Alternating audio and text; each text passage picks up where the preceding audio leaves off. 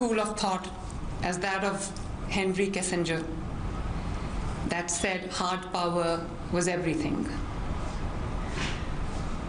and military power is driver of the national security.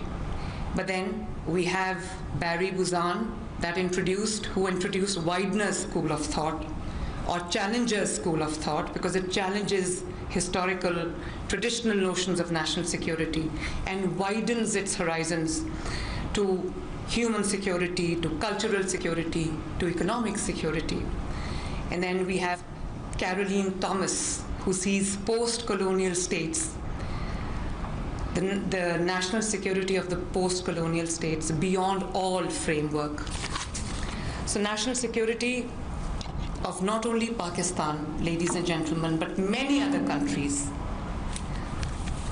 in the present times is evolutionary in nature and also challenging at the same time because of many reasons, but primarily one, global order is in a flux that triggers instability.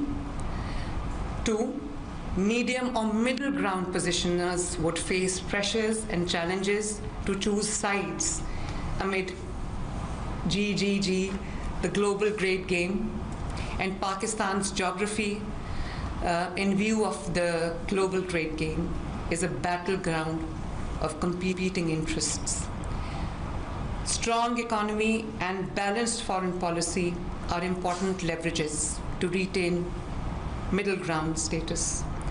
I'd urge you to take a holistic view of our national security as our environment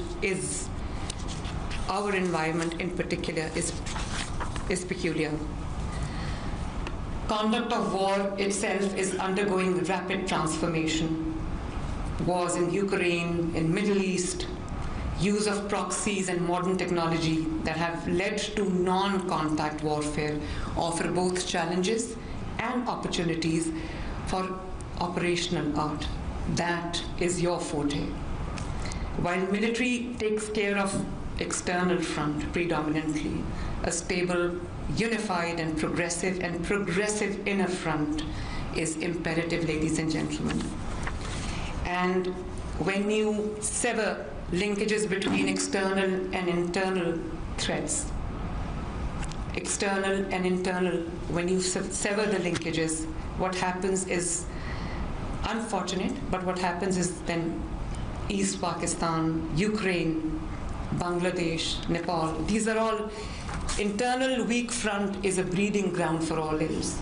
If the country is weak from the inside, ladies and gentlemen, even if there's no external threat, even if there's no external aggression, it poses a serious threat to the national security. The countries that are nuclear powers, just as we saw Soviet Union, had multiple nuclear weapons, yet disintegrated. It is because the countries break from the inside and not from the outside. And like what happened in 1971, so conflict within is dangerous, and especially Pakistanis have to understand that. It goes for every country. Good governance, proactive governance, hard work, good policy making. It enables conflict-free within, because a stable country, an economically sound country, a developed country is seen with reverence, is seen with respect. And this is where the role of the governments come in. This is where the role of a chief executive comes in. This is where the role of the Chief Minister of Punjab comes in, or any Chief Minister for that matter. My role as the Chief Minister, Chief Executive of the most populous province of Pakistan. My vision is, and I'm not just reading out things, my vision is to use good governance as a vehicle, as a tool for delivering not only projects, but dreams. And the core value of my vision is people-centrism, putting this people in the center. Rights of people, well-being of people, needs of people, requirements of people, sentiments of people become my priority. I frequently get asked what my priorities are. And I don't have a priority list, because every single thing, every single segment, every single sector, every single project that touches the lives of hundreds and millions of people, that impacts the life of hundreds of millions of people, becomes my priority. And the core value, ladies and gentlemen, of my government is sitting on the left. Ask them. The core value, the core principle of my governance, the core vision of my governance would be one word. If I had to describe my governance, my vision, my approach in one word, it would be compassion. I cannot see things in black and white, because I am the chief executive of a province that is home to 150 million people, 60% of the entire Pakistan's population. And therefore, there are many people who live on the periphery of life. They're away from the luxuries of life, trying, burning their midnight oil, their sweat and toil to make ends meet. So my decision has to be very well thought out. It has to be compassionate. I have to be compassionate.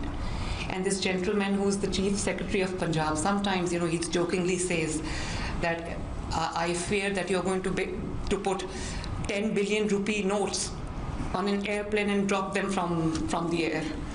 But honestly, ladies and gentlemen, compassion, the well-being of people, the good of people is my guiding light.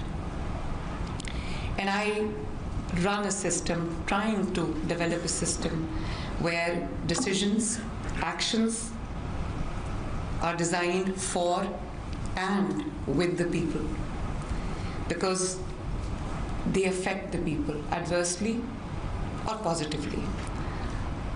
Compassion is at heart of my decision making. One decision coming out of that meeting would affect the lives of 150 million people, to be precise. And not only the indigenous population of Punjab, but I have people coming from all parts of Pakistan, from Azad Jammu Kashmir, from Gilgit Baltistan, from Khyber Pakhtunkhwa, from Balochistan.